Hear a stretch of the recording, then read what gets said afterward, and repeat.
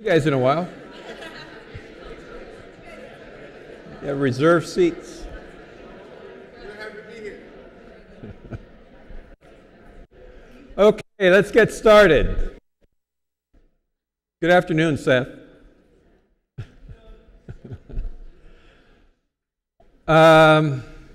Thanks for coming out, everyone. I know it was a little bit of a short notice, but the last few months have been a little crazy, so we're trying to get information out as soon as possible and as much as possible.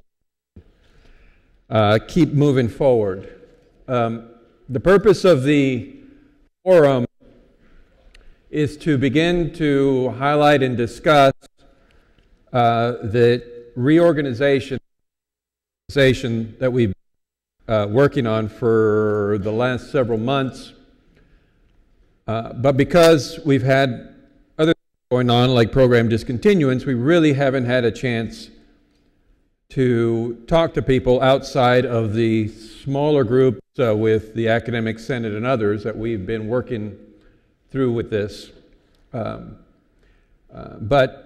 we felt that it was time now to begin coming out and talking about this with everyone and getting some feedback from everyone and helping to allay some concerns and some rumors that may be out there as well. To get started, though, I'm going to begin and just generally talk about first program discontinuance. Since we're all here and this has been talked a lot about recently, I wanted to just highlight a couple of things to make sure we all understand what's going on. And then I'll begin talking about, in general, the reorganization that is being proposed. So after the presentation, we will open it up for questions. And so when that happens, if those of you who want to speak can line up on the side and come up to the podium one by one. This session is being videotaped. So we want to make sure and provide an opportunity for all the employees who could not come today to have an opportunity to hear. So please speak into the microphone if you're going to ask a question so that it can be properly recorded. We'll try to answer all of your questions along the way. I know many of you may have to leave at some point in time. Feel free to come and go as need be. And we're just going to keep pushing through until we can get to most of your questions, if not all. Okay. The other thing I want to say is I've heard several folks ask me this question on the way over here. What I talk about is just the administrative reorganization. There is work being done on department chair restructure, which is in the Academic Senate right now.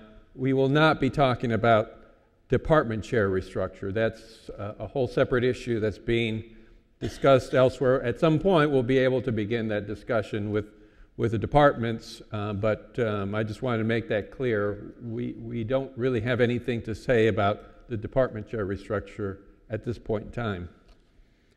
Okay, let's get started. First of all, is this going to move? Oh, that's there we go. All right, let me quickly go over discontinuance. As you all know, 11 programs and disciplines were approved by the board for discontinuance. I won't go through all of them. They're up on the screen. I think you all have heard many, many times what those programs are.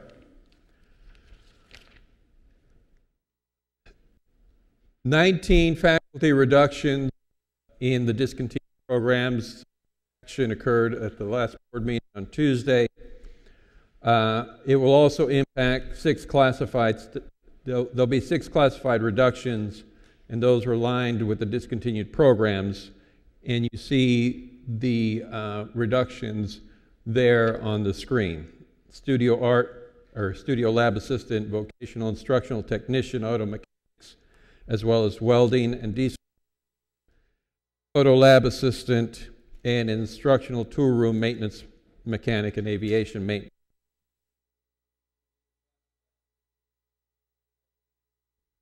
And this keeps going in and out, so if at some point you can't hear me, just raise your hand. Okay, all right, maybe we'll just use the handheld.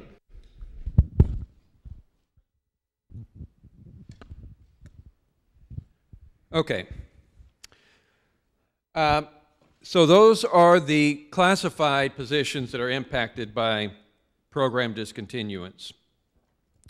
The 19 faculty reductions, we're working through, as you can imagine, an elaborate process of exactly how those reductions would actually take place. There are several issues with regard to the bargaining unit contract, seniority, bumping, a whole host of issues, as well as we're working with CCA to try and generate some savings by incentivizing some retirement so that we can try to absorb as many faculty as possible. Some of those faculty could be reassigned or absorbed elsewhere so that additional bumping doesn't take place. So we're working to try to do that. So we won't know the results of all that for probably another couple of months, exactly how many physical faculty actually get laid off and where they go, but as that information comes out, we will work through that.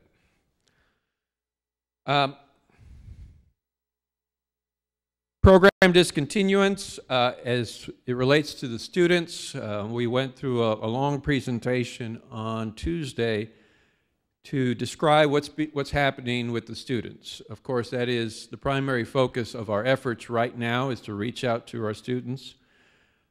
We've identified 1,661 students who could be some way impacted by program discontinuance. That's 6.5% of all students enrolled in fall of 2012. And realize these students, we've reached out and to the entire universe of students who either are enrolled in a class or somehow impacted by program discontinuance. We know that direct impacts in terms of those who could be completing, we've estimated that number as a high estimate of 500. And so those are students in auto body, aviation maintenance, interior design, are the only courses that are not going to be offered in the future. Courses in many of the programs, the other, I suppose, 8 programs, will continue to be taught at the college. And we are working with faculty in several of these areas to develop new programs. For example, we're working within the art department to finalize the curriculum for a transfer associate's degree in studio art. We're also looking at using the faculty in and around that art department to create a new digital media hub.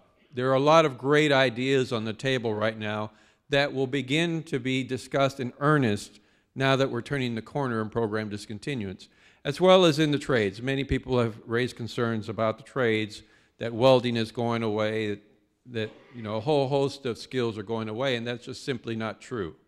We will continue to teach these skills, and we will continue to look for ways to incorporate these skills into broader certificate and degree programs so that our students can continue to benefit from those skills that are being taught. We're working directly with the city, the Port of Long Beach, and many of the other employers and the unions in the local area to develop those ideas right now. So, yes, we've been solely focused on these programs, and we haven't had much of an opportunity to really discuss where we want to go from here. All you've heard is that we are discontinuing 11 programs, but what we will begin to hear, what will begin to be worked on in earnest is now where do we go? And how do we continue to teach skills in these areas and combine them together with other broader skills to provide our students with an opportunity to come out of Long Beach City College with the skills necessary to be able to go from one type of industry to another and carry those foundational skills no matter where they go, but allow them that opportunity to be able to move around. I think for those of you who follow the Port of Long Beach, you've seen that with all of the construction that's going on, with the building of the new terminal, with the increased mechanization and automation of the port, it will be displacing many traditional jobs. And so a lot of new skills need to be taught to those workers that will allow them to transfer those skills throughout very different types of jobs. So we need to stay in front of that, and we need to help our programs adjust to those new realities. Okay, so that's sort of a summary of program discontinuance, a very short summary of what really is a year-long effort. We began this discussion in the spring of 2012, and we have been working through it in one way or another all the way through this last Tuesday and on through the rest of the semester.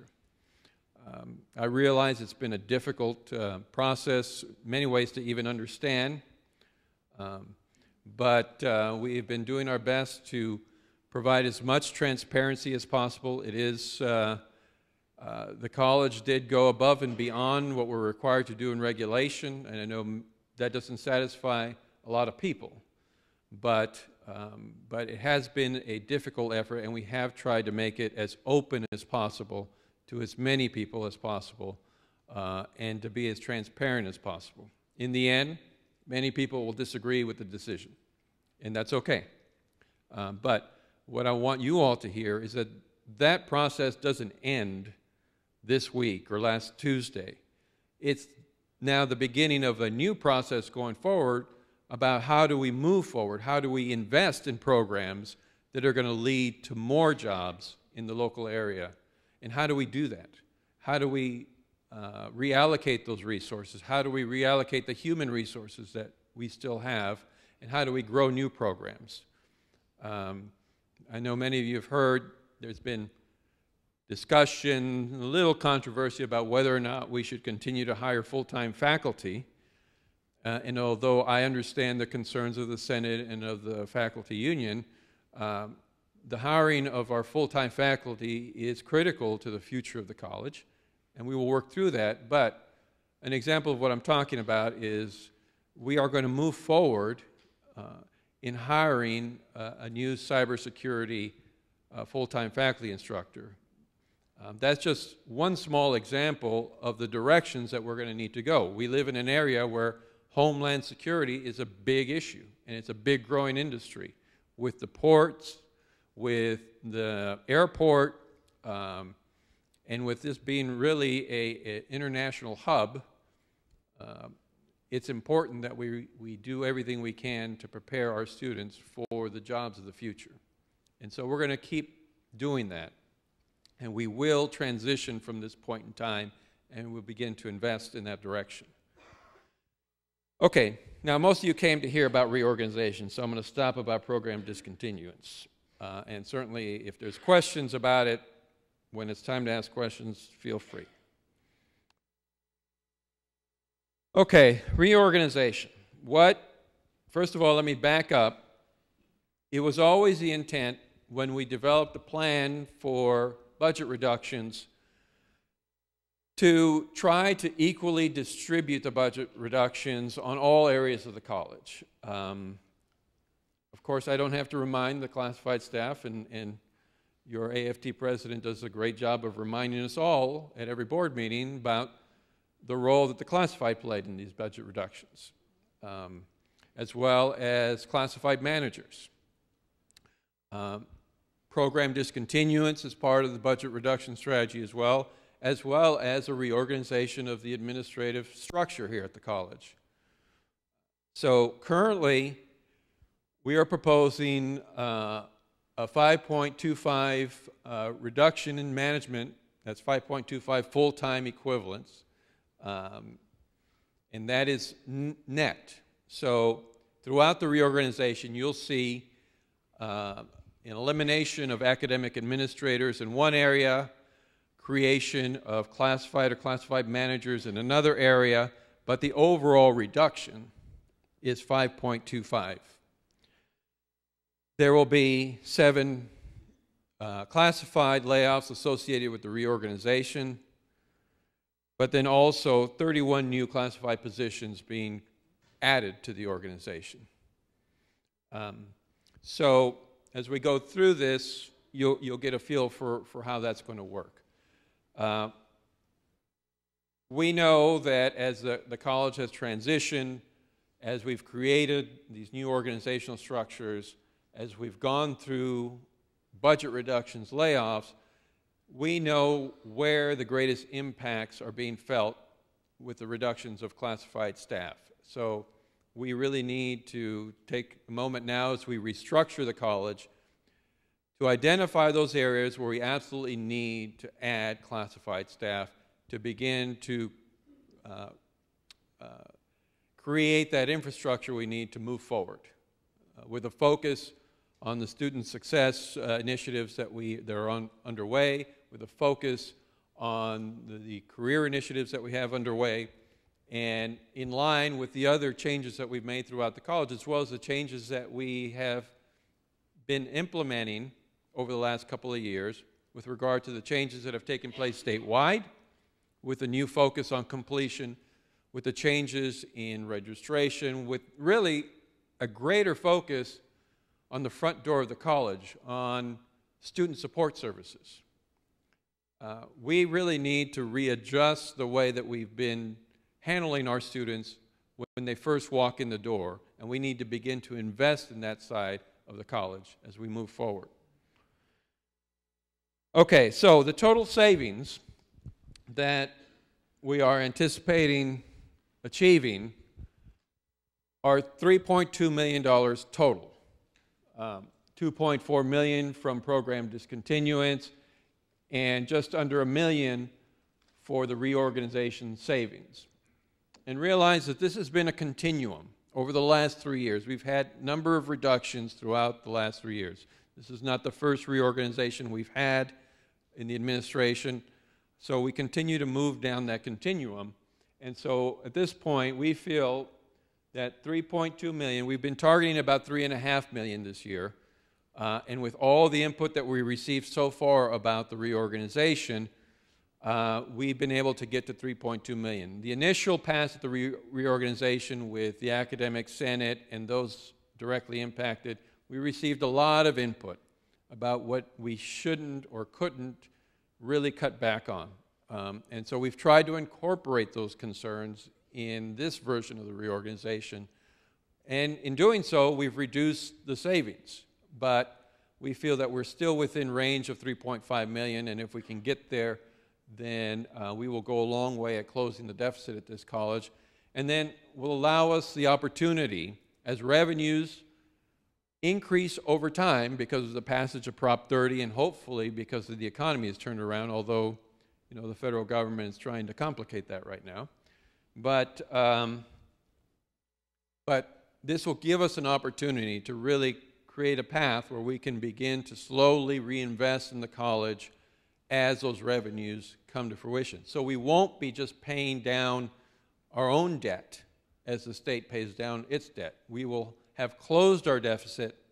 We will not have to do any more major restructuring or major personnel actions, and we can begin to build. I know many people have asked me this question, and for the last 10 years that I've been there, why aren't we doing the same thing at Cerritos College or this college or that college? Each college district is in a different point in time and state, and there's different commitments to certain things that they want to do. 4 years ago or 3 years ago, Rancho Santiago Community College District laid off about 170 employees or so. At that point in time, we chose not to take that drastic measure. And they're still sitting in a place where Santa Ana College, at least, because we have a former employee who's now in charge of the budget there. Their salary and benefits is hovering back close to 89, 90%. So these actions ebb and flow. We've decided here at the college, and as a direct result of the direction the board wants to go, that we want to deal with this once and for all.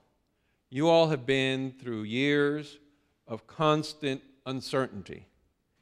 And part of that is my fault, because I thought that we were hopeful that the economy, that things would eventually turn around and get us back to some sort of normality. Well, that day just kept being pushed off and pushed off and pushed off, and in the meantime we kept taking small measures, furloughs, temporary salary reductions. We'd have small bunches of layoffs, and we really decided this year that as we restructure this college, now was the time to take the opportunity to set it on a different path so that we don't have to deal with these situations year after year after year after year, and really give our students some sort of stability. You know, we've been cutting courses, we've been cutting sections. You know, the time has come that we stabilize this college and get it on a footing so that we can move forward without having to look back anymore. And so that's what we're going to do.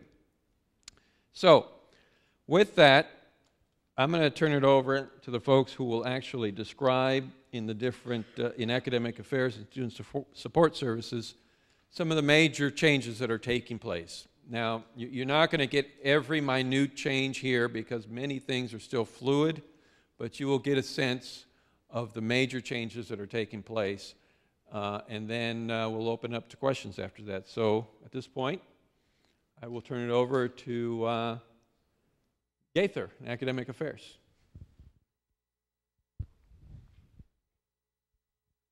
Hi, thank you all for coming out. I'm going to walk you through the changes in the configuration of the schools and academic units underneath academic affairs. And the effective date of these changes is going to be July 1st. First of all, the School of Business and Social Sciences is going to be eliminated. We are going to combine social sciences and creative arts into a school of social sciences and arts. There are a lot of career technical programs and faculty in those existing schools. They are going to move over to a school of career technical education. The communication studies and sign language department is going to be moved into the School of Language Arts. It will then be called the School of Language Arts and Communication. The Dean of Student Success position will be eliminated, and that student success service area will be combined with institutional effectiveness. That will become the Division of Institutional Effectiveness and Student Success, and that'll be served by a single dean. Rather than currently, we have a dean over student success and an associate dean over institutional effectiveness. That'll become one position overseeing that combined area. We will create a Dean of Career Technical Education. This has been a position that has been approved and funded and talked about for quite some time. This position will be created. This is very important because we want to consolidate all of our career technical education programs in a single school rather than having them scattered throughout the college. Eventually that's going to be quite a large school, and so we're going to need some additional administrative support for that school, and we will have an associate dean of career technical education as well. We will discontinue the position of Dean of Trades, Industrial and Career Technologies, and we are going to add additional duties to the Associate Vice President position at PCC. Currently we're proposing that the Associate Vice President will also have library services at both campuses within that position's responsibilities. So those are the major changes that we're contemplating in academic affairs, and I'll now pass it to Greg to talk about the changes in student services. Okay. So the big changes that have occurred in restructuring student support services. About 2 years ago, we moved financial aid and admissions and records underneath one dean, enrollment services, and so we're completing that consolidation in that area. So we're eliminating 6 management positions and consolidating that into 3 management positions, which will now be enrollment services positions. We had initially discussed eliminating the Dean of Counseling position based on input back from Academic Council, concerns about the counseling department reporting to one administrator. We have reinstated the Dean of Counseling position. We are consolidating 3 management positions into 1 management position, so we're consolidating the directors of EOPS, DSPS, and the manager of CalWorks into a director of categorical programs and categorical and special programs. So you're seeing that consolidation there.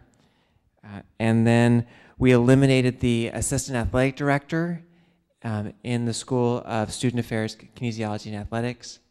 And we reclassified our manager, our director of Upward Bound, into a supervisor of Upward Bound. So you're seeing, those are the differences you're seeing up there. Upward Bound is one of our grant programs through it's a TRIO program through the federal government.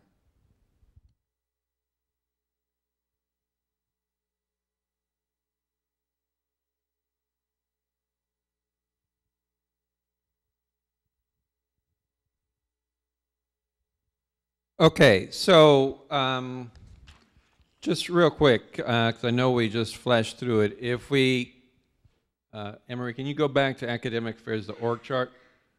Just real quick, again, just looking at the organizational chart, you see the positions that are going away by the X's through the box. So again, we're trying to consolidate the number of academic administrators. That was one of the primary goals, to reduce the number of academic administrators, the college, in line with the reduction of the overall college.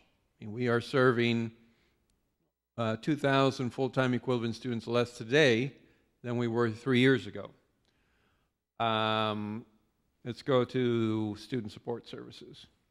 And again, the same thing here. We're trying to consolidate the number of academic administrator and management positions along the way, and to create areas, departments, program areas that focus on the future of our student support services. Okay, let's go to the last page,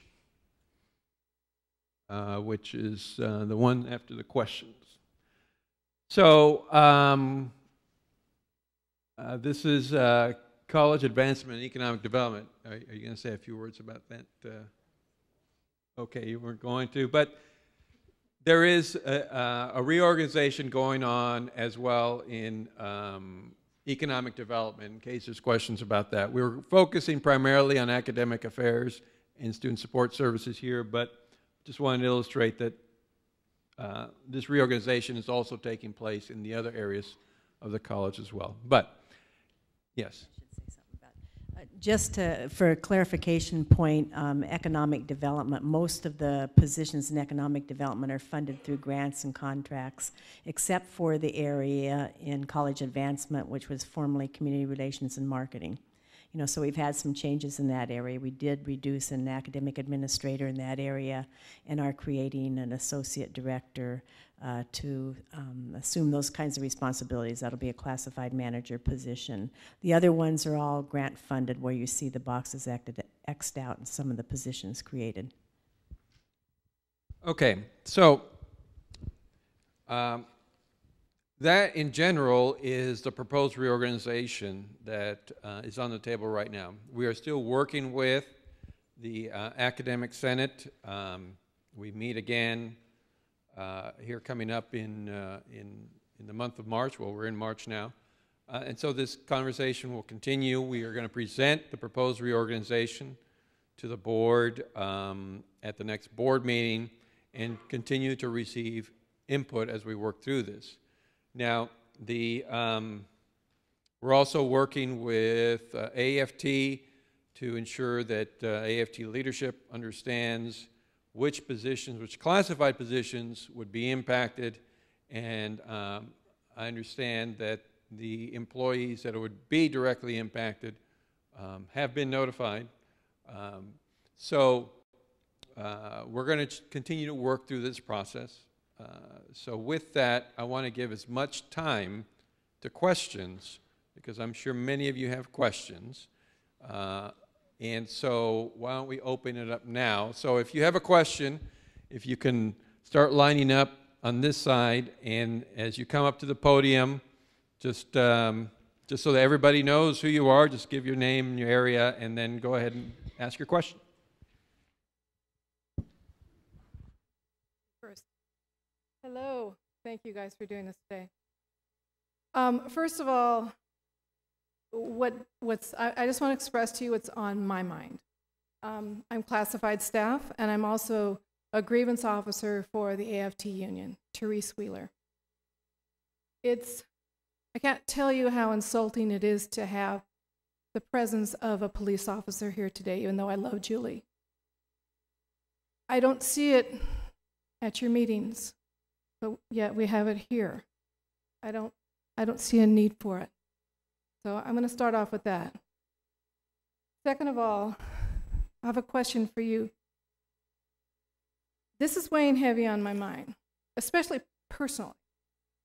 It is very clear that management continues to promote, advance, elevate, and reward themselves through higher paying, reclassified management positions, while classified positions are doing just the opposite of demoting, restricting, and limiting once good-paying positions and now being declassified, reclassified into lower-paying positions, even though the work and the workload remains the same, and in many cases increased due to the reorganization of departments and additional programs, such as our flagship program, Promise Pathway. And this reorganization, as we are told, continues to be a moving target, and it's not set in stone. So don't breathe a sigh of relief quite yet, because this may change. So how do you justify the lack of structure and misguided visioning as it rips at the classified staff and faculty, negatively affects the lives of individuals that have showed up, have supported you and this administration, showed their loyalty and willingness to continue to do a good job and have the best interests of the students at heart in spite of all of this? Well, it's difficult to answer your question because there are no specifics in your question, but let me try.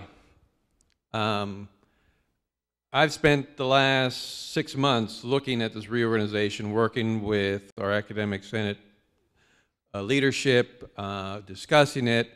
There are a number of reductions for the management staff in this reorganization, and there were a number of layoffs in the management staff in the summer of last year.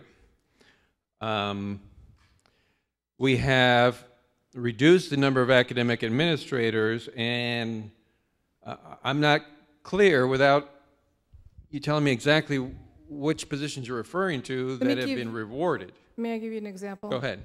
Where it looks like, as far as management, we're eliminating the manager positions, and now we're having deputy director positions, which are now higher paying positions, even though the workload really isn't changing. Okay.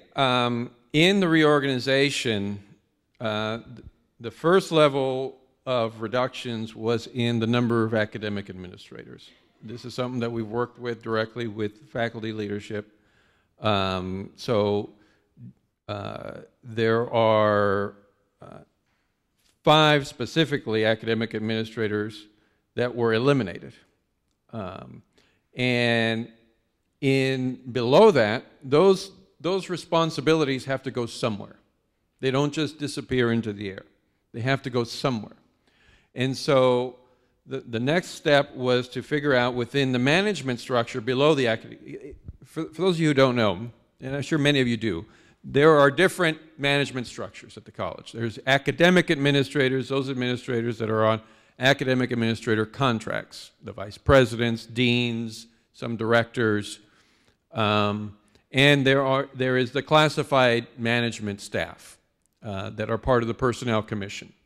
There are different rules and regulations that govern what kind of responsibilities an academic administrator can have versus a classified manager. In many cases, a simple distinction is an academic administrator has the authority to oversee or supervise faculty or instructional areas. A classified manager does not, and there is clear distinction between the two, which is why we have a personnel commission that manages one side of that equation and Ed Code that we use to govern the other side of that equation. So, as we reduce the number of top-level administrators, those responsibilities have to go somewhere. Those that are purely academic in nature were distributed amongst other academic administrators, and those that were either supervisory in nature were distributed to management team members. So if there was a position that acquired additional responsibilities, we had to reclassify that position. And so in some cases that may have required the creation of a deputy director. But as we work through this, and I think as people can begin to see all the changes that occurred, there was an overall reduction in the management staff as well along the way. So in some cases it's true, and in some areas there is a net reduction in the number of managers, but there could have been a creation of a new management position which was a higher pay than the previous position. That's certainly possible. And I understand, and I think the commitment that I'm asking for, because I don't want to take up any more time, is that you take a little bit of a shift, take a different look to see how this restructuring is affecting even positions such as administrative assistants, that it appears right now that what we're doing is the management's going this way, classified's going this way, as far as like job descriptions and pay, et cetera. And that's really all I have to say. Okay, and we will certainly do that. Thank you.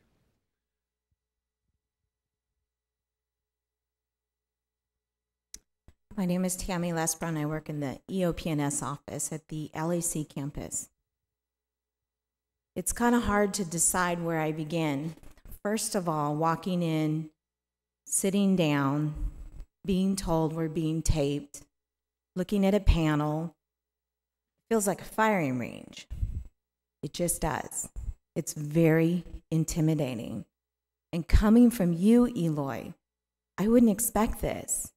I was thinking brown bags, sit down, relax, nothing this formal or intimidating. So that I have to put out there because I've heard it from my coworkers. Second of all, I feel really bad for our students. I feel like they're getting the lowest part of the stick at PCC by eliminating all these programs and giving these young men and women the false idea a year ago or a year and a half ago, look, you get your degree, you get your certificate, it's a foot in the door. We're going to retrain, it's gone. It's just gone. And I feel really bad because I think that's probably almost 15% of your total population of Long Beach City College. You don't serve students by closing the door on 15%. You just don't. And my heart goes out to those students. Coming from PCC, I can tell you so many personal stories. It's very heart-wrenching. And I know there's a lot of hard decisions that have to be made. I can tell you as a parent, I know this every day, every payday, every Friday. every day is a hard day to make decisions. But I don't do it alone. I take everything into account. And at this point, what you think is transparent looks like to the classified staff, this isn't fair. You cannot tell me management has taken a deep cut. Classified took a huge cut. And we are expected to serve the students with a smile, knowing we've got a pile this high of work that has to be done. Because you've taken my counterpart away, or another colleague in another department. We are stressed to the max. I remember a time where you said you would go in the trenches and fight. You didn't. You dropped your weapon and you left us. And that's the sentiment from many. And then when you figured out you couldn't leave, you came back. Eloy, it hurts. There's no easy way of saying it other than it hurts. I have people who have asked me to speak on their behalf and ask questions. For whatever reason, I do it. And you know the reason. Because I'm not afraid to ask. I'm not afraid to say what's on everybody's mind who doesn't have the courage to stand up. Whether you get rid of me or not, I'm a survivor. I will still stand. And I pray that my colleagues who I leave behind will have the courage and the backbone to know you can do the same. So on their behalf, someone asked me to ask you and the board, why was the classified not involved, heavily involved, like Academic Senate, in the reorganization process, specifically student services? That's the question. That's a direct question. On the money that's proposed to save on the reorg, where is this money being saved going to be relocated to? I certainly hope it's not more management positions. Lastly, because we heard some rumors that our benefits are going up, why is the district paying for benefits for employees such as board members who are already covered under a plan outside of the college? Many with the City of Long Beach, many through pensions that they get. Why do we have to carry that burden as Long Beach City College to cover them? They have medical coverage. And they're here twice a month. The rest of us work a whole month, a whole week. It's a question. And I believe that's all. Okay, Tammy. Let me Eli, but you work know me. backwards Okay. and then finish addressing your initial comment. I mean, we can sit here and talk about the Board of Trustees all day long, and, you know, we can debate it, but the fact of the matter is, they're in statute, they're here, they're given benefits through statute, and there's no point arguing about it. I mean, unless you want to go to the legislature and change that statute. Now, we do not provide each board member the same benefits, and many of them, a couple of them, don't receive benefits through Long Beach City College because they do receive benefits elsewhere. So I think that's already pretty straightforward. But there's really no point arguing about whether or not the trustees receive benefits. That's not within my hands. That's not within your hands. So let's move on from that. To your other question, can you go back to the last slide before questions? One more. Here. We don't have more managers. The 5.25% reduction in management is a net reduction. It's a net reduction. And we are going to add more classified staff, 31, in the next year. So although we may disagree on where those positions should be and where we should invest, we do recognize that we cannot continue to limp along with the current state of a classified staff. We need to begin to invest in them. You need to invest in the people you've already invested time in and laid off. You in need many to bring cases, them back. In many cases, some of those individuals will have an opportunity. And as other positions are created, we hope that we can open it up to any classified member who has had to lose their job. So the hope is to get that process started as quickly as possible. The question before that was, where is the money being invested? Well, the money, the $3.2 million that is being saved, first of all, closes the ongoing deficit that we've had at the college.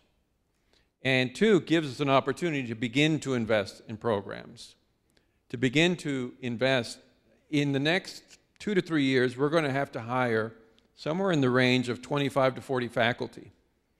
We have put off hiring faculty, but we are required by statute to have a certain number of full-time faculty. That, again, it's not in my control, it's not in your control. And we have held off on hiring those faculty while we go through this process, but we're going to have to hire.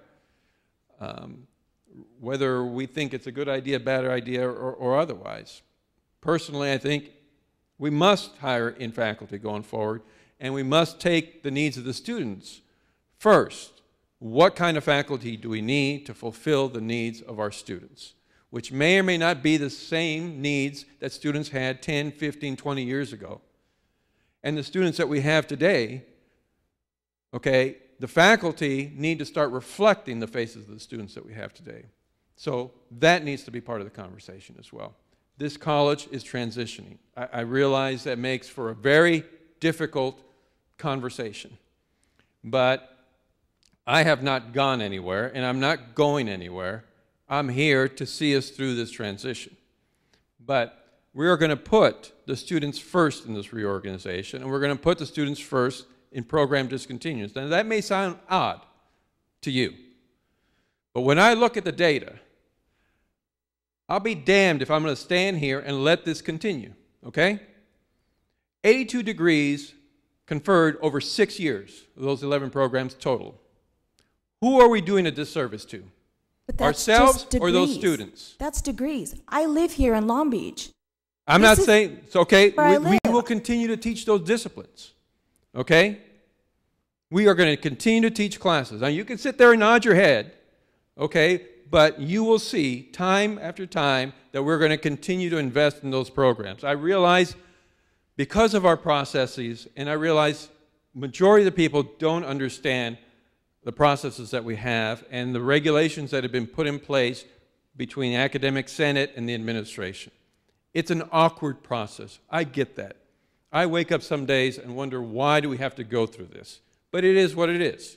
And we do the best that we can working with the academic senate leadership to work through that process. So why wasn't the classified involved in those discussions? Because academic council is only academic senate and the administration to talk about academic and professional matters, and student support services and academic affairs are directly related to academic and professional matters. So I have to give the first opportunity to engage in that conversation to our academic leadership. We can disagree with whether or not that's the best place to start, and many have disagreed, but that is where we're at. And I have to give the academic senate leadership that first opportunity to get input back to us. That doesn't mean that I don't value the classified input, but it makes for an awkward process. It makes for an awkward process because we have really the better part of 7 months to get this conversation done, because that's when the academic leadership is here. We can't drag them in during the summer or the winter intersession. I know you're here. I get that. But it is what it is. I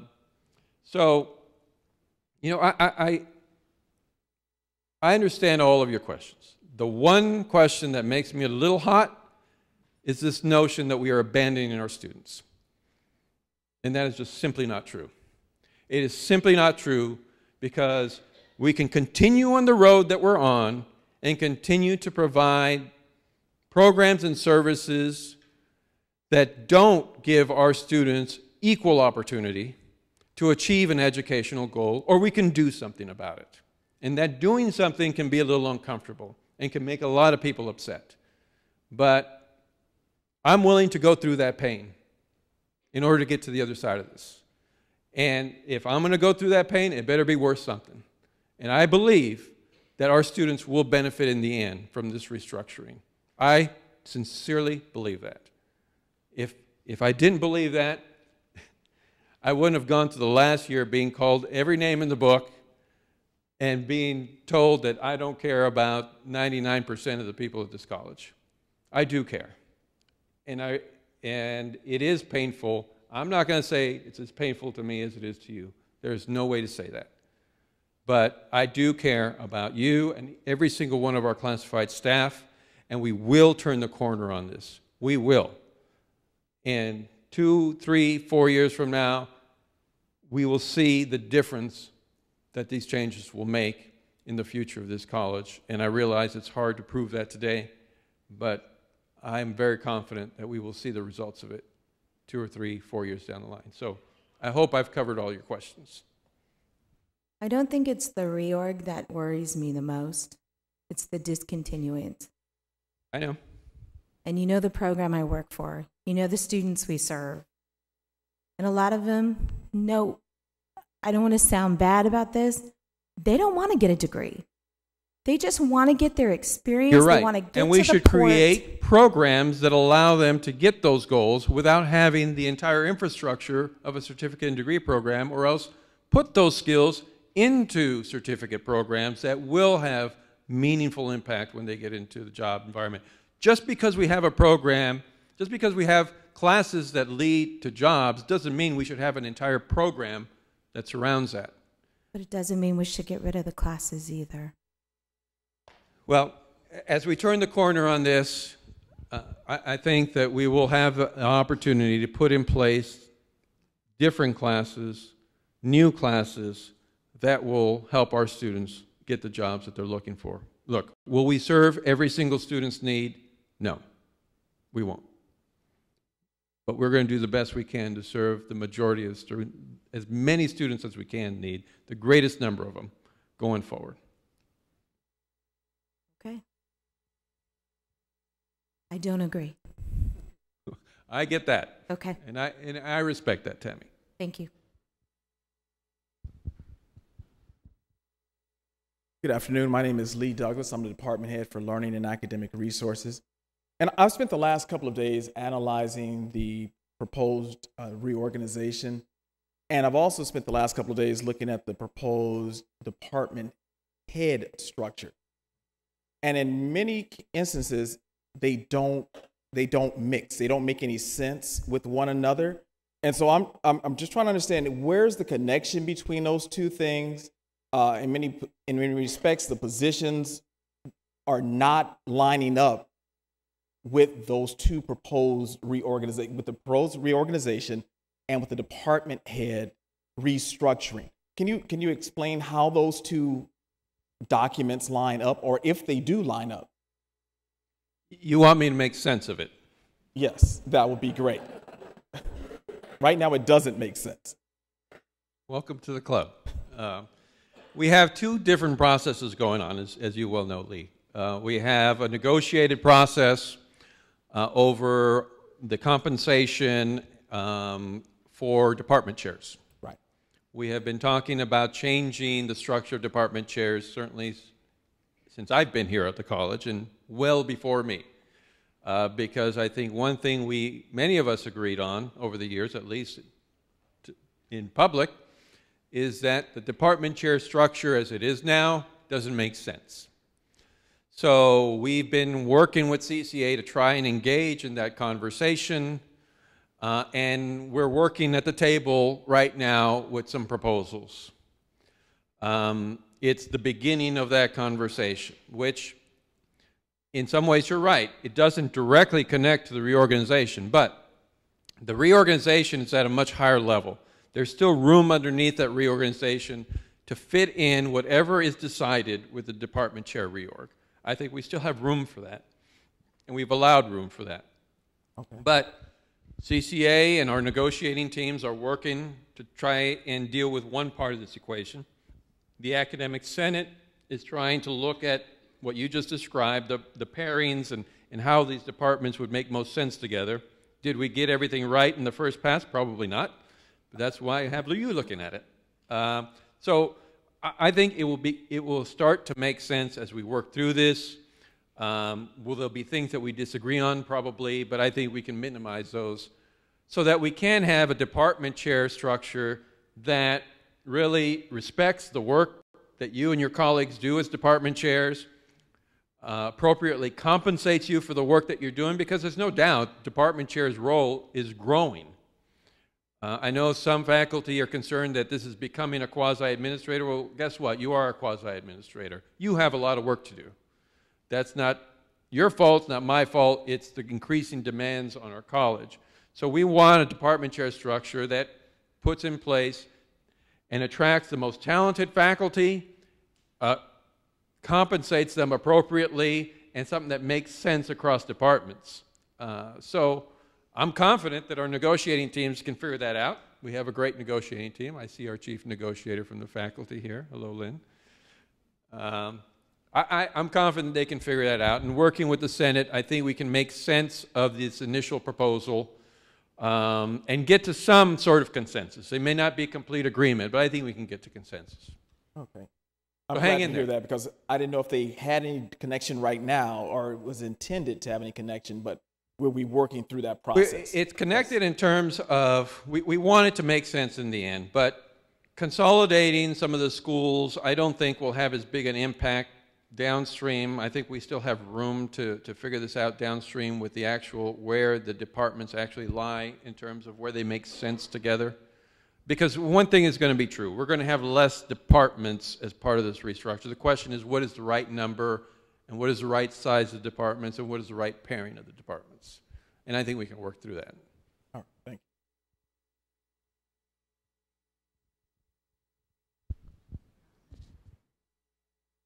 Hello, my name's Annie.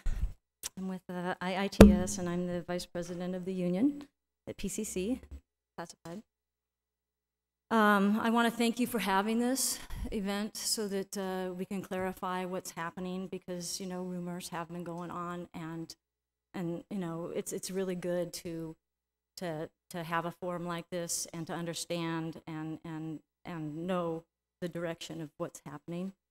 One thing I would suggest is, to make the best benefit out of something like this, is to put these org charts, to put what's happening on the internet, let classified, let people see it ahead of time so we can come up and ask intelligent questions, because I couldn't even see what it said up there. And it's important that we all get to really see what we're talking about. The other thing is, I guess it's directed at, I think, Dr. Peterson. There was a whole org chart that was missing from your presentation, and a lot of the org charts that I saw missing had to do with classified. And I don't know why that is, maybe time restraints or something, but there's a lot of change happening in some of your departments, especially in like EOP&S area. And I see something that is very concerning to classified. I see, and I'm going to give an example, because I just learned of it myself, and I'm just learning the whole process of how this classified, you know, designations work and all this, and I discovered in just the last couple of days that, and I'll give a specific example, and EOPS Program Coordinator 1 EOPS Program Assistant 1, of which we're laying off, used to be, before that designation existed, it used to be an office assistant. And that was after two recent reclassification studies ago, that was then reclassed into an EOPS Program Assistant 1. And so what we're doing is we're going backwards, and I see that going from EOPS is losing 2 steps, and now it's going to be an office assistant. And it feels like I don't want to see that kind of stuff happening to our classified. And maybe they have less tasks, maybe they have, I don't know exactly, but I just want you to know that the union is going to keep an eye on this kind of stuff, because we don't want to see our classified doing the same work but getting paid less. And can you explain how it's justified to make that change? Well, I'll try. The first piece, there's a lot of change happening in EOPS, DSPS, CalWORKs. In 2009, 2010, the state, those are categorical programs, so they have special funding by the state. They cut that funding by 50%. And so 2 years ago, in 2009, 2010, when those reductions were made, there was an attempt to keep positions, keep the employees in those areas that didn't necessarily accommodate the needs in that area. And so we found we have struggled, specifically this last year, we've struggled in being able to provide the support needed in those offices at the PCC campus. And so we've had to make some recent changes there. So the larger restructure is a rethinking of the whole area based on the reduced resources to say, how do we make this work? I can't speak to why. I know it's, my understanding it is, for the classified union concern is always that balance between, is a position, do we create positions that people can bump into and move across, or do we create positions that are specific to the skill set? And my assumption is, before I came, that in EOPS, they were trying to create positions to the skill set in order to make sure that anyone who bumped in would meet those specific skill set of that position. As we bring the 3 programs together, we've increased some of the classified positions, the level of responsibility, and then to support all 3 of the programs, we've brought in these more general positions. And so if you look at all of the positions, you'll see that there's increases in positions. So there's some higher level positions we didn't have before, moving that way, and then offsetting support for all 3 programs with positions that are more generic that could be moved through so that people could move across the college in.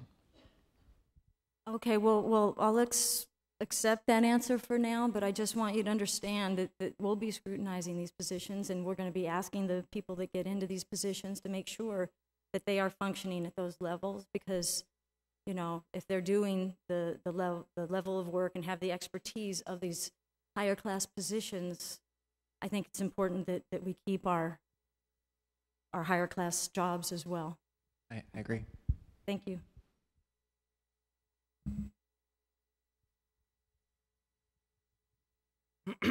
Mic check.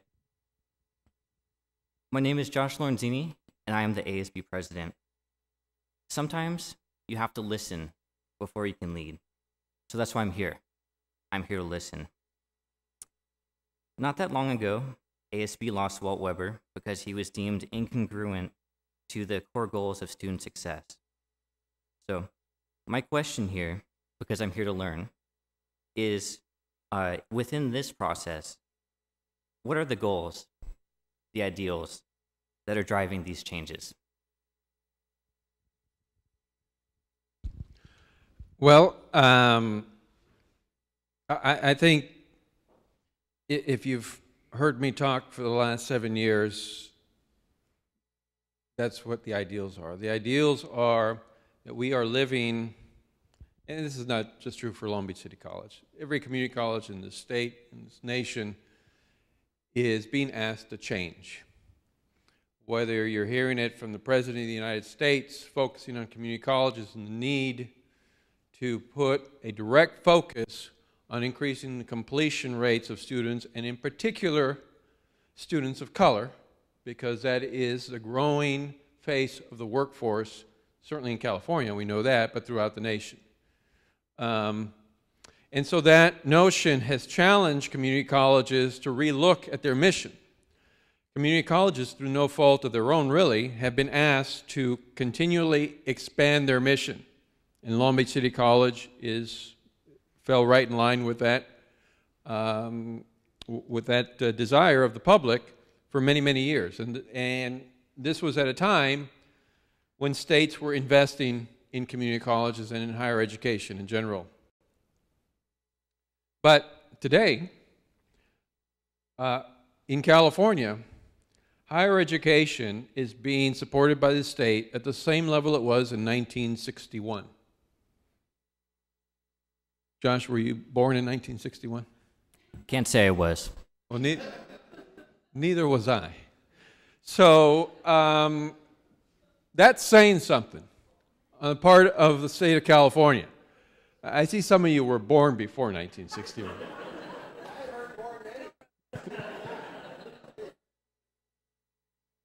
I mean, that is just crazy. The population of the state of California has probably quintupled since 1961. The needs of the state of California are greater than ever, and the need to educate its students is more important than ever, and that's true across the nation. So over particularly the last 5 years, there's been a lot of change happening that has been brought to a head because of the economic crisis in the country and in the state. You know, you all have heard the statistics. We are now 43rd or whatever amongst, or as a state, I think we're something like 48th or 49th in terms of support for higher education. That's not even bringing into the full support for our K-12 system. We have fallen continuously amongst other industrialized nations in terms of the percentage of the adult population that has a post-secondary degree or credential.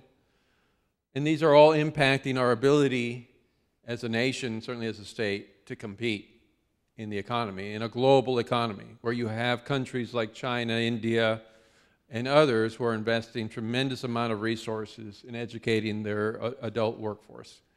So those are some of the higher level macroeconomic issues that are happening throughout the nation and really throughout the world.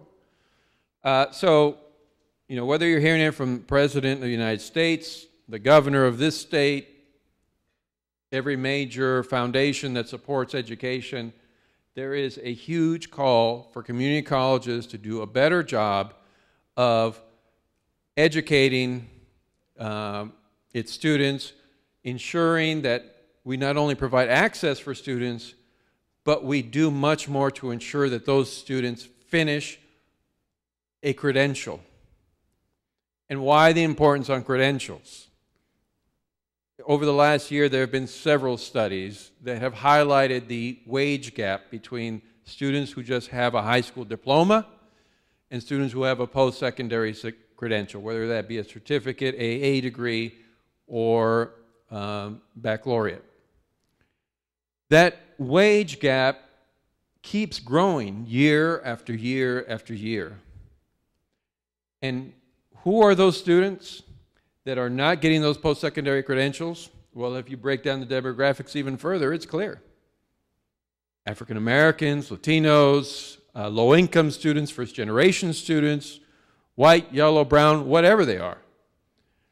So it's reflective of what's happening in the country. So, yes, you highlighted Walt Weber. He is a great Viking. He is loved by the students. But we had to make a decision on allocating our resources, and those aren't easy decisions. You know, where are we going to put them?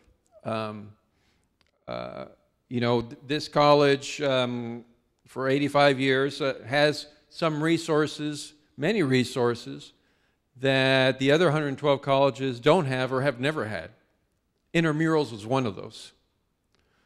And so was it a difficult decision to move away from intramurals to put those resources somewhere else to support students? Yes. I'm hopeful that working with the ASB, We can find a way to continue to promote intramurals without having a district-funded position in place, because we have tried over the last several years. If you know the history of Walt Weber's position, it used to be funded by the ASB. And so we've continued to transition throughout the years to try to find ways to continue to fund those activities.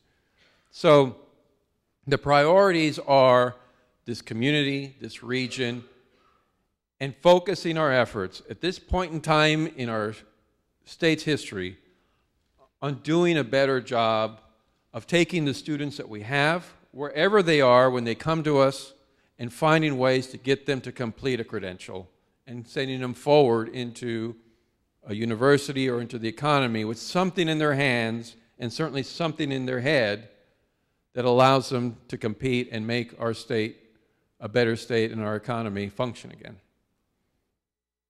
That's a long-winded answer, but that's the answer. So with that in my head, Mr. President, may I be seated? Absolutely. Thank you.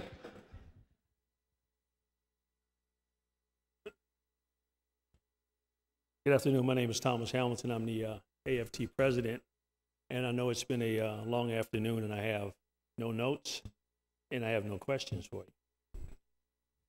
Okay. What I want to do is make a statement regarding the reorg and program discontinuance. On our level, you guys know that all I do is fight for classified, because that's what my job is, and that's what they elected me to do.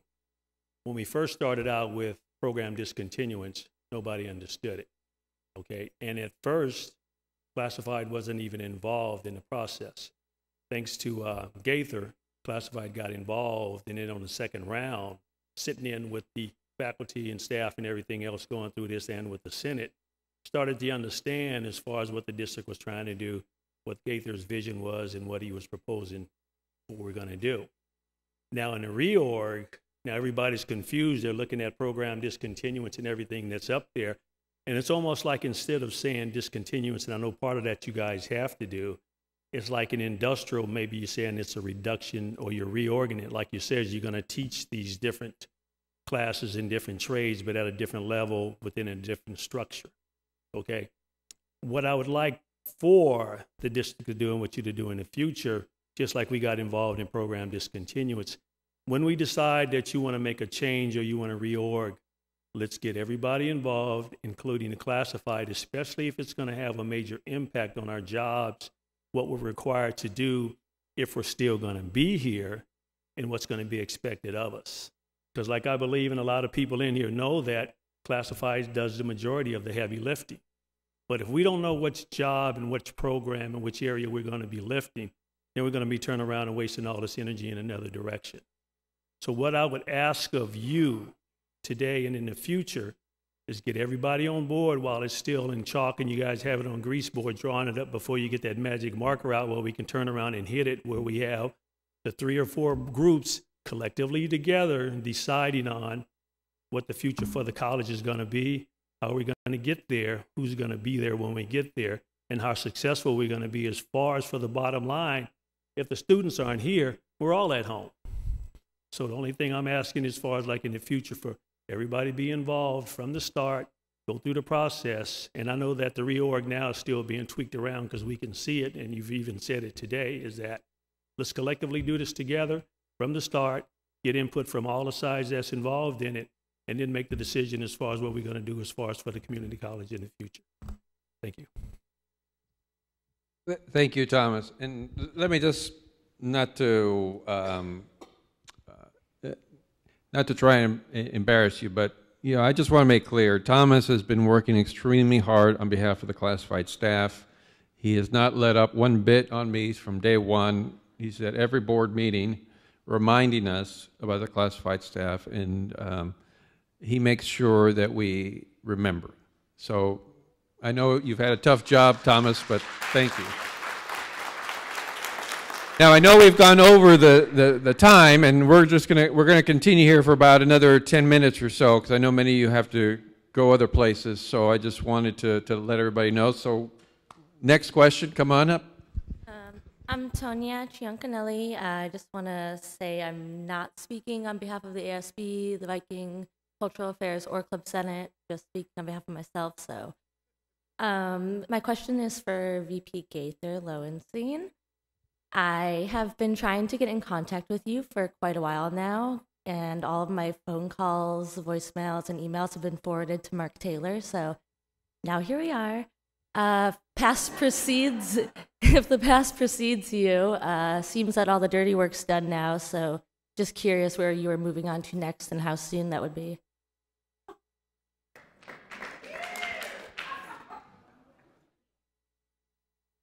Yeah, I don't have a response to that.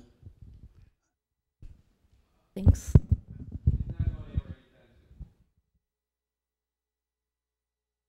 Hi, I'm Charlotte Joseph, and I'm here only as me today, not wearing any hat.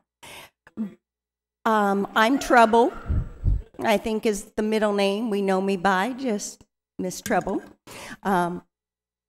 Since I am so senior here at the college, not the oldest person here, just one of the more senior ones. I didn't major in math, so I'm not sure. Just know I'm not old enough to retire yet, so you did the math in there. There are so many thoughts, comments, and maybe some questions in there, and I'll try to start first from my teaching position. I was hired into an academic discipline that was to be the first 2 years of college. Over my 32 full-time years here and 3 more part-time years, the very things that you were addressing as the future, we've been talking about for all that time and saw it coming and tried to talk to administration about changes that need to take place.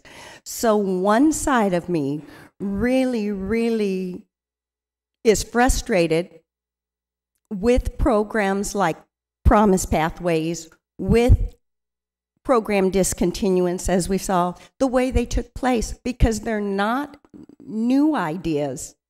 They've been talked about. They have been suggested. Counselors for years and our learning specialists and others have talked about ways to support students and help to make them successful. What was lacking was a desire for the district to invest more money in those areas and to go for the areas where they could make the most money quickly because we were in a growth situation. But as these decisions have played out in the last couple years, I also feel like, as a faculty member, I've not been allowed into those discussions. I know we have a Senate. I know we have a union for other roles. I happen to sit right now as chair of the curriculum committee, but in the need to act quickly, I hear a friend of mine who's no longer here at the college, an administrator, and his voice to me was, what we need to do is just make the changes. Faculty won't have enough time to react, and we'll get it done. Because if we talk to faculty and staff, it'll never be done. I don't agree with that. I do agree it may take a longer period of time, but I also know that in Promise Pathways, had you listened to faculty and staff, many of the problems you had might have been averted because they had the experience, not the grand idea, which, by the way, most of you know, came from Miami-Dade College in the 1980s. I was a research fellow for USC, and I looked at community college education. It's not a new idea. We're reinventing it. We're repackaging it for our needs, and it's a very good model in there. But again, as layoffs are taking place, that is a change in curriculum. That is a change in instruction. That's a change in the direction of the college. And I didn't see curriculum committee and the representatives involved in that discussion. And by Title V, I believe that's one of the primary responsibilities of the faculty, is the area of curriculum and instruction. Hiring choices were made in areas that we think we should go. But again, those discussions, presenting a reorg or presenting where the district thinks it needs to hire doesn't involve a larger discussion. Back to the, let me talk about the reorg a bit. One of the things I did mention, sitting on academic council, which by the way does not have the unions on it, because that was a choice by the former college president not to allow that to occur, because she wanted to just deal with the academic senate. And as we know, in the academic council, many issues overlap with both sets of unions and workers and other issues in there. So to say it's just not so, it's a choice to not have the other bodies there represented. I need to make that clear in there. One of the other things I want to clarify, it was what, not to have the union? I'm confused what you're saying. It's a choice. That the choice to remove the unions was the districts, was the administration. And which body wouldn't want to be the sole voice for the faculty? Even though, as we were talking the other day, issues impact workers. I don't see the union, I guess, as administration does. I think a lot of you come from a business model. I'm going to try this. I am a worker, but I am an educator, and those two jobs and the two roles are tied together. So when you talk academic issues, it impacts me. Forget the pay and stuff. It impacts the job I thought I was hired to do. And I want that other voice that discusses working conditions, what it is my job responsibility is, also there at the table. But that's not the issue I want to say. I just want it clear that it's not just they're not there by choices. That and I saw a value years ago when I was on that larger body that brought the actors together, where we had, I thought, more buy-in and more consensus to begin with, instead of picking the actors apart. In terms of Lee's question about department heads, another clarification, I think, if I have this right, is understanding the difference between the Senate and the union. Having been on the bargaining team and union president twice, over the years we have tried 4 times with the district to renegotiate the department head formula. What we have tried to do is renegotiate the formula to get more time and maybe more stipend, but more time for the department heads to do their growing job. I was department head 18 years ago, and that was an issue back then, and we have tried many times. I can't honestly blame administration. The full-time faculty would rather have a bigger salary increase and take it now than deal with that issue, because that affected very few. But I believe that the bargaining team job is to bargain compensation and the roles of the department head, not the reorganization structure or the district saying we're going to just pay for 18, that's it. Because that then overlaps back to my academic side, what my job is. Who is protecting my discipline? How am I going to grow my program? And although it might be a good business model to streamline, I do not believe it is a strong academic model. And I consider our vocational teachers on that academic realm. We have disciplines. One other thing I mentioned the other day, and I'll bring it up here, the department head is here. Athletics a few years ago was in 2008, because I was told not to talk history by you in the academic council meeting. In 2008, athletics was an academic program.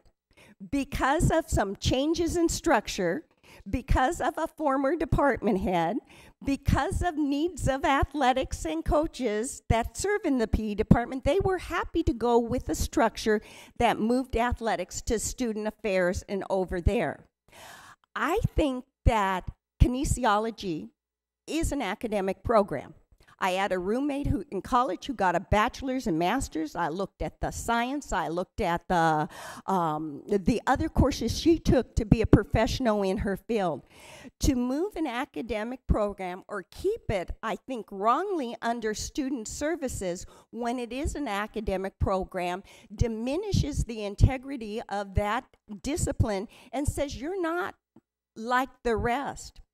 In the reorganization, Gaither has some great ideas of creating new structures.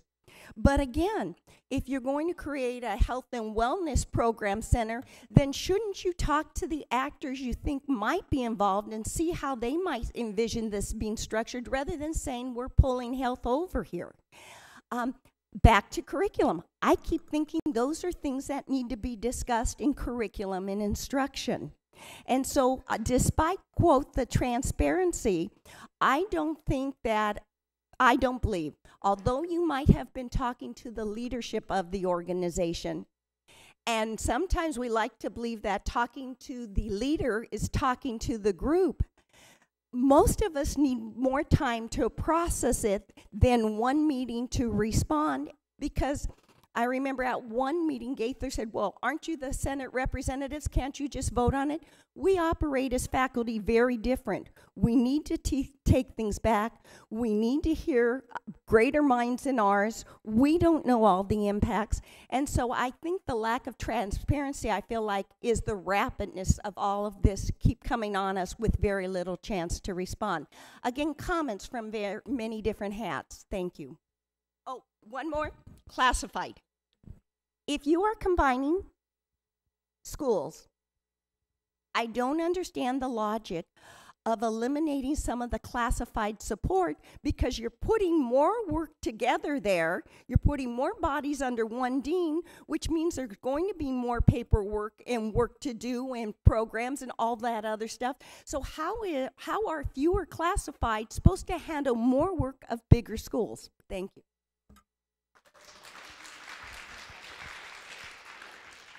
Let me just, did you want to say something, Lynn, about what Charlotte said, or you have a whole other topic?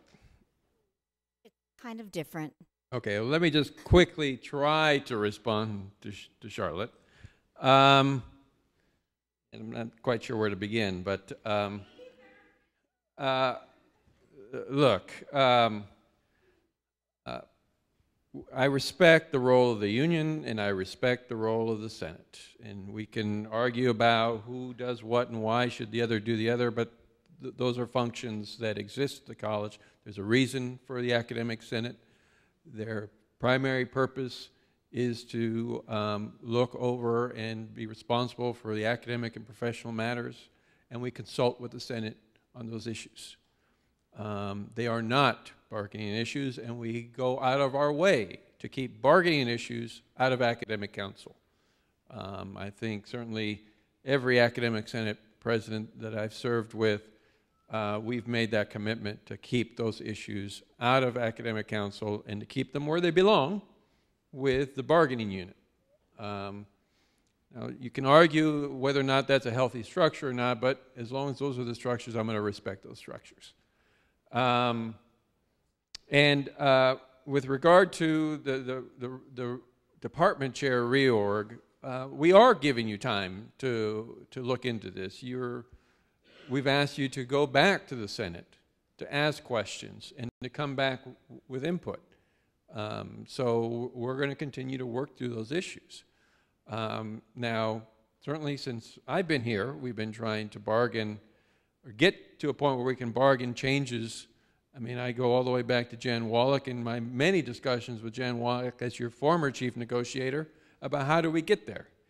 And these ideas have been floating around for years. So we're finally now talking about them.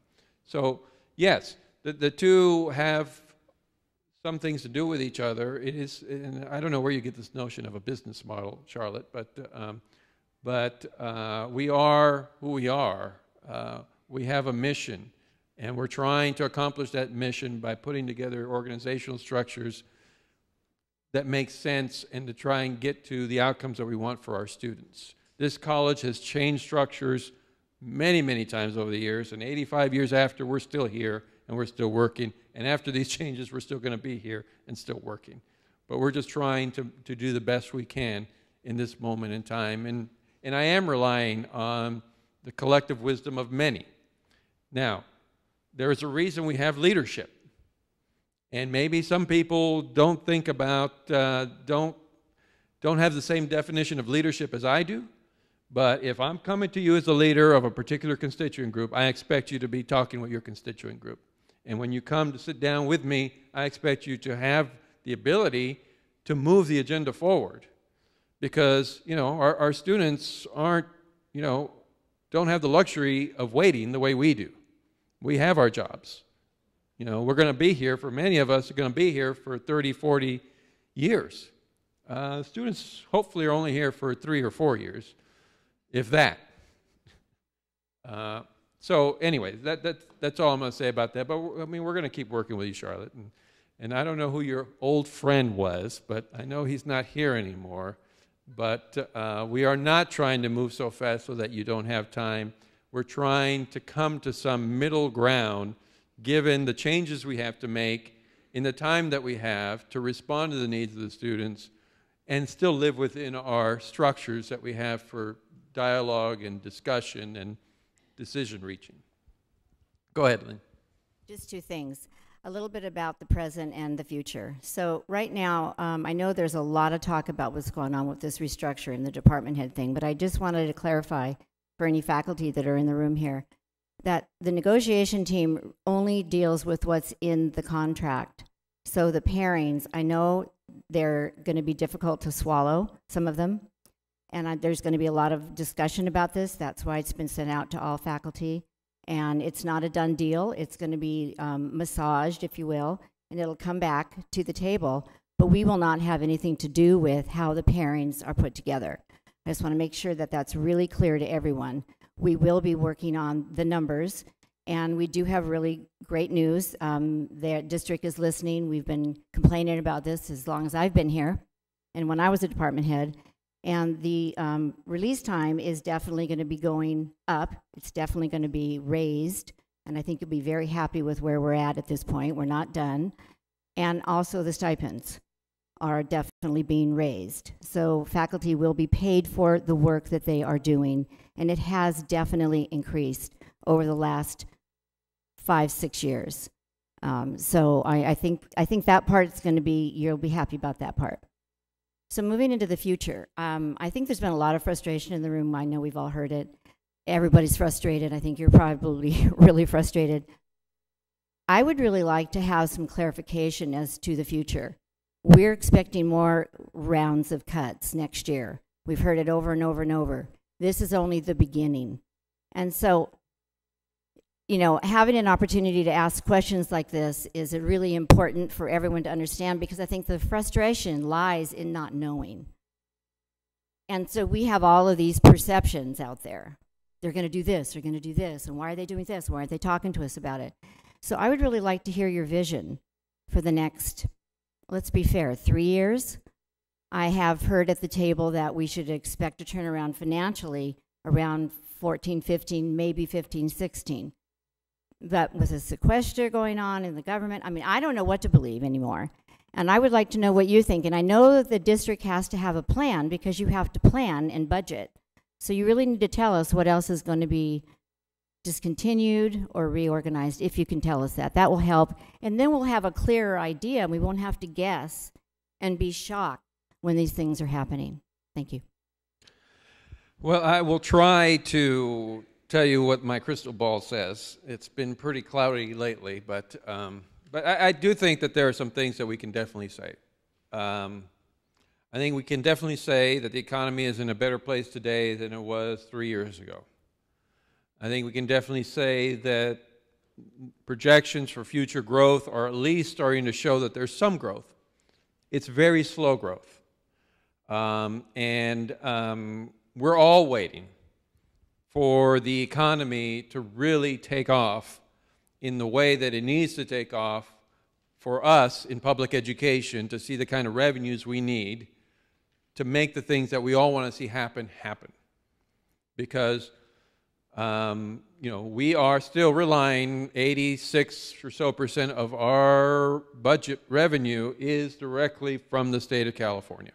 Now, there are a lot of discussions, and there are going to be a lot of changes over the next several years about how we're financed. And I know, you know, I can sit and have arguments with my colleague Dwayne about the future of state politics and the future direction about how or what's going to happen, but we know over the last 3 years we've seen more change in regulation and legislation regarding community colleges than we had 25, 30, 40 years previous. Except for the fact when AB 1725 came, you know, that was a big change. But, I mean, really, we're compressing a lot of change into a small period of time, and we have changes that we'll expect this year. You know, the governor has engaged in serious discussions, particularly at the K-12 level, to change the way we finance schools. If anybody thinks that he's just going to confine that conversation to K-12, you are not paying attention to this governor. But he wants to make fundamental change in the way we serve students. As he put it, you know, talking about equality amongst unequals is not what we need. We need to equalize. Communities like ours, colleges like ours, serve populations that need more resources, period. So there are going to continue to be changes. But I do think that we are turning the corner on the major structural changes at the college. I do believe that. Now, I can't control what the federal government does. I can yell at them all day long, but they don't listen to me. I can't control what happens in the world economy. There is still a lot of uncertainty. That uncertainty could lead to further recessions in the state of California. I'm hopeful that we've turned the corner on that possibility, but that's not completely a settled issue. That's not a completely settled issue. So all we can do is control what we have control over, and that is our current budget that we see today and what we see in the next couple of years. And I think the changes we've made this year will allow us to move forward over the next couple of years, given what we see the revenues are going to be in the near future. I think by the time we get to 15, 16, things will be even clearer, I hope. I think there's a lot of built-up potential within the economy. There's a lot of money sitting in corporations right now, and they're afraid to let it go and to invest it in the economy. At some point, that money is going to break free, and we're going to see some serious growth in this state, I believe. Now, I could be wrong. My colleagues in the social sciences and economics may disagree with me, but I think that's where we're at. And that's what I'm planning for. I am planning to turn the corner after this semester and to really begin to focus our efforts. I mean, we'll still see some structural changes in the way we deal with our students and the kind of programs we create, but the major budget changes, I think, are going to be behind us after this semester. That's my hope, and we need to get to the business of trying to serve the need in this community. We've been turning away thousands and thousands of students. We've got to find different ways of serving our populations. Our vets are going without classes during the intersessions. Students are going without classes during the intersessions. Our facilities aren't being used. I will continue to advocate for legislative changes that allow us to make better use of our facilities until this economy turns around and we go back to full force where we're offering full summer sessions. We can offer winter intersessions, but the reality is we are not going to get there in the current economic environment from state funds for the next 3 or 4 years. So in the meantime, I will do everything I can to find ways to allow us to offer courses during those intersessions and to do the best we can to put everybody to work, even if it's not within the current model that we have in California, and may require legislative change. We may not prevail, and that would be unfortunate, but we're going to keep trying. Yes, one more question. I don't have a question. My name is Karen Kane, and I'm the department chair for kinesiology. And is Charlotte still here? Okay. Well, I did not plan to stand up and speak, but I just want to make an observation. I've been at this college for a very long time, and I practically know all of you by first name, and have worked with you in some way or another, and I've worked with many of you in some way or another. And I think it's important when we're going through something like this to remember that we're not on different sides. We're on the side of the student and of the institution, and to remember to respect that everybody does have a position, and to say it respectfully. But I mean, I was an administrator at one point, and I remember thinking, if those damn faculty knew how hard we worked, they would not ever say anything negative to us. And now I'm one of those damn faculty, and I'm going to say, if you guys knew how hard we worked, you would.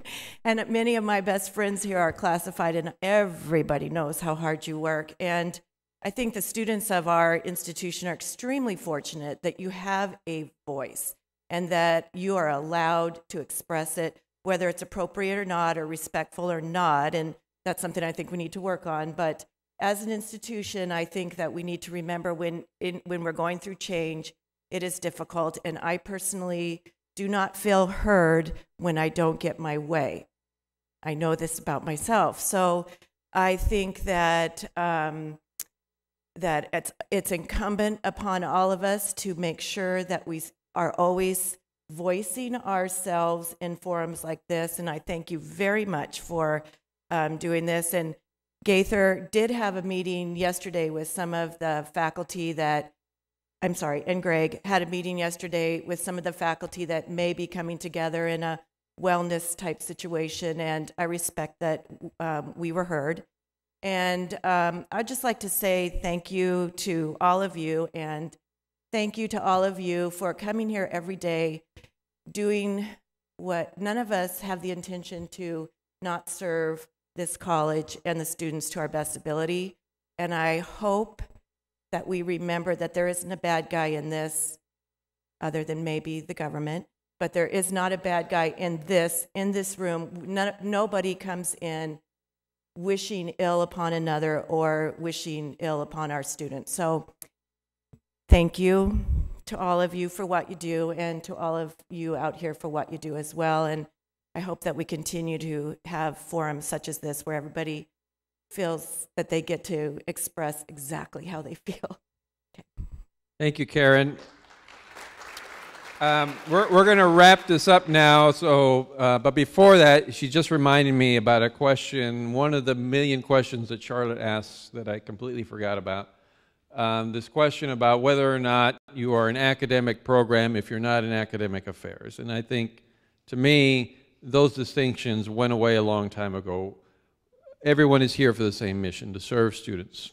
Courses are taught in student support services, are taught in academic affairs. We have instructional administrators in administrative services. So we're going to continue to break down those silos. So this notion that we've grown up in academia, that if you're not in academic affairs, you're not the same as someone else, that's an old notion that's going to go away, that has gone away, and quite frankly, it's not going to move me. I expect everyone at this table to focus on students and to provide students the educational opportunities they deserve, regardless of where a program sits in terms of the organizational structure. And the last thing, I just want to thank everyone who's here. Thank you for coming. Thank you for listening, for disagreeing. I know comments were made about whether or not it's respectful to have Lieutenant Pryor here or not. She's part of this college as well. And just because she's a police officer, I mean, that's neither here nor there. She's here because she's welcomed here, and she's part of this college. And we have their presence at every board meeting, so this is nothing new. But, she's here because she's part of this college. If this was an intimidating setup, then please let us know if you think that there's a better forum to do this. But we needed to tape this. We needed to put this in a format so that others can view later on. So I apologize if this came across as intimidating to some. That was certainly not the intent. But thank you for coming. Thank you for speaking. And please encourage your colleagues who can come to PCC to come on Monday.